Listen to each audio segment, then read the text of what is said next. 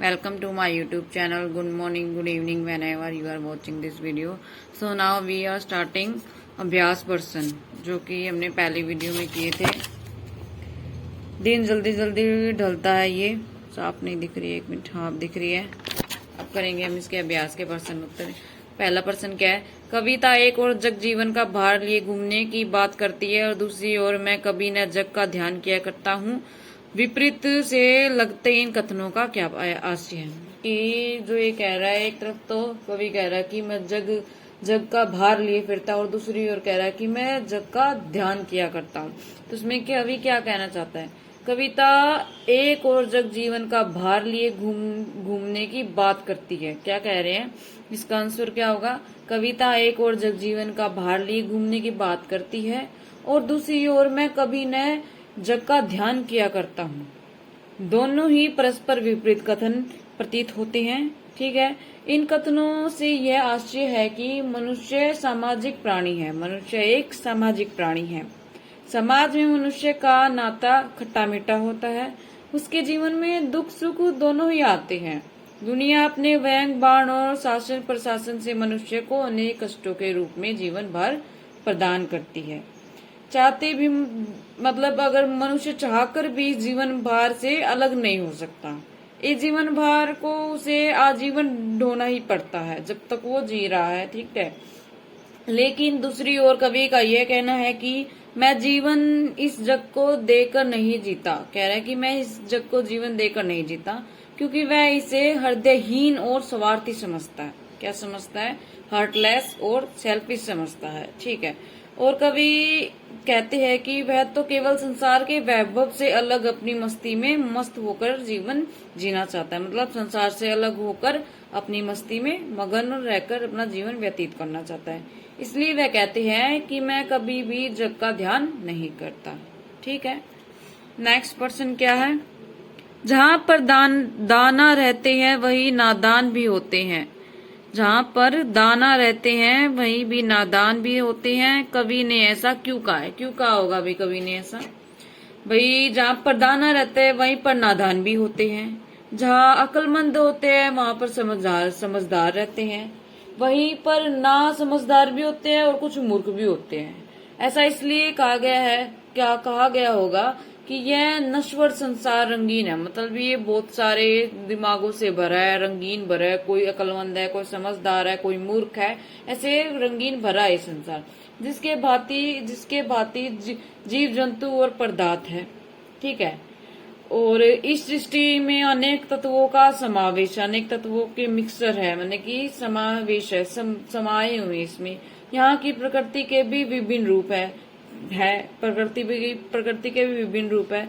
जहाँ से सुख दुख नर नारी स्थूल सूक्ष्म अच्छा बुरा मूर्ख विद्वान आदि सभी का अनूठ संगम है। मतलब सब मिलते हैं यहाँ पर। नारी नर स्थूल सूक्ष्म अच्छा बुरा, ठीक है, सब होता है। और अंत जहाँ पर बुद्धिमान रहते हैं वहीं पर नादान भी होते हैं। ये बात भी सही है। ठीक है। ये हो गया हमारा सेकंड पर्सन। अब करते हैं हमारा थर्ड, जो कि है मैं और जग और कहा का नाता। पंक्ति में और शब्द की विशेषता बताए। ठीक है। इसमें पंक्ति में हमें विशेषता बतानी है। क्या कहा है कि इसका आंसर होगा मैं और जग और कहा का नाता। कवि कह रहे हैं कि मैं और जग और कहाँ का नाता। पंक्ति में और शब्द कवि और संसार के संबंधों के अलगाव का चित्रण है। अलगाव का चित्रण है।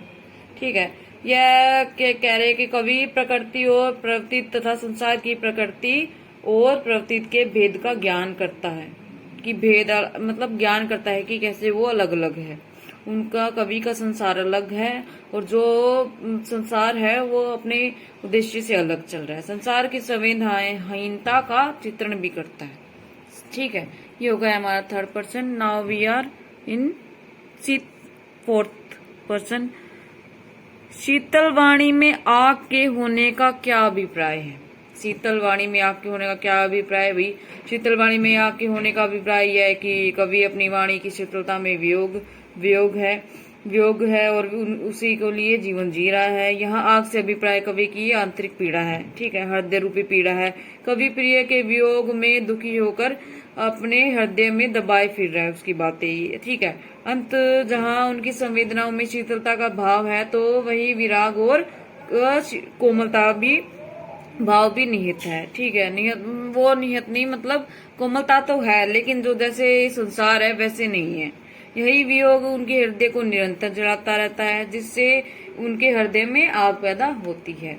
घोंसलों में यही आशा मन में लिए रहते होंगे कि उनके माता पिता लौटकर कब आएंगे। इसमें क्या कह रहे हैं कवि कि वो जो नेक्स्ट थी, सॉरी मिक्स हो गया ये क्वेश्चन, मैंने अलग बोल दिया है। तो ये यहीं तक था कि बस उनके हृदय में आग पैदा होती है, बस ये यहाँ तक है, ठीक है।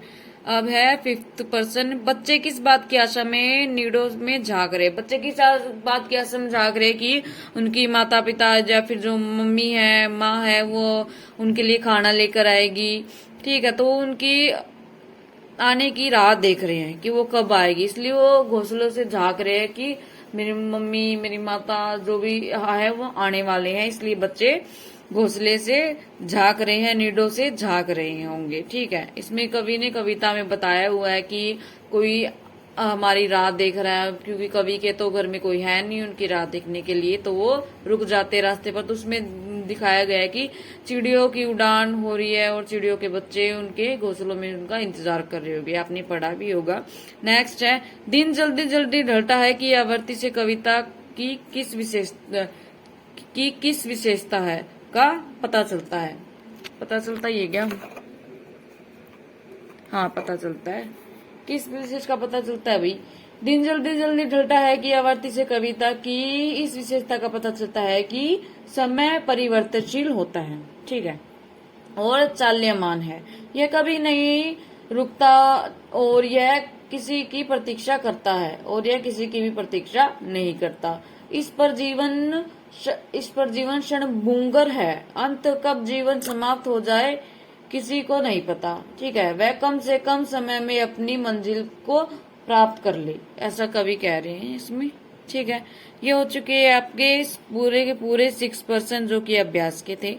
Thank you to watch this video, wait for my next video.